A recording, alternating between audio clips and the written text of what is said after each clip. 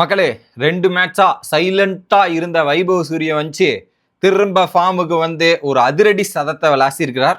அவருடைய ரெக்கார்டே அவர் கொஞ்சம் பிரேக் பண்ற மாதிரி போனாரு. பட் பரவாயில்ல, நான் என் ரெக்கார்டுக்கு பக்கத்துல இன்னொரு ரெக்கார்டை கிரியேட் பண்றேன்ற மாதிரி ஒரு ரெக்கார்டு சம்பவத்தையும் கிரியேட் பண்ணியிருக்கிறார். 36 பாலுக்கு 100 ரன் அடிச்சிருந்தார் இல்லையா வைபவ் சூரியவன்சி. அது செகண்ட் ஃபாஸ்டஸ்ட் இந்தியன் பேட்டர் அடிச்ச செஞ்சுரியா ரிஜிஸ்டர் ஆயிருக்குது.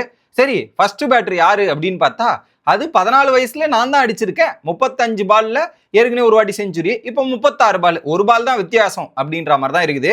ஸோ எல்லாரும் கிறிஸ் கெயில் ரெக்கார்டை உடைக்கணும் அப்படின்ற மாதிரி முயற்சி பண்ணிருக்காங்க.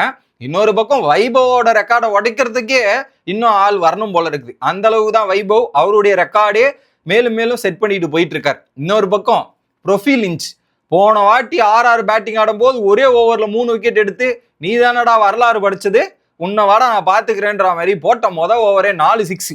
எப்படி 4 6? என் அடியை நீ பார்த்தது இல்லைல்ல, போன வாட்டி மிஸ் ஆயிருச்சு, இந்த வாட்டி துண்டே தவறாதுன்ற மாதிரி வந்து ஓவரே அவர் கிழிச்சு கொடுத்து ஆள் ட்ரெஸ்ஸையே முடிச்சு விட்டாப்புல. அடிச்சது அடியா மக்களே, வேற மாதிரி. 6 ஓவருக்கு 100 ரன்னுன்னா யோசிச்சு பாருங்க. சரியான இன்னிங்ஸு. அதுக்கப்புறம் பேக் ஹேண்ட்ல கொஞ்சம் சொதப்புனாங்க தான்.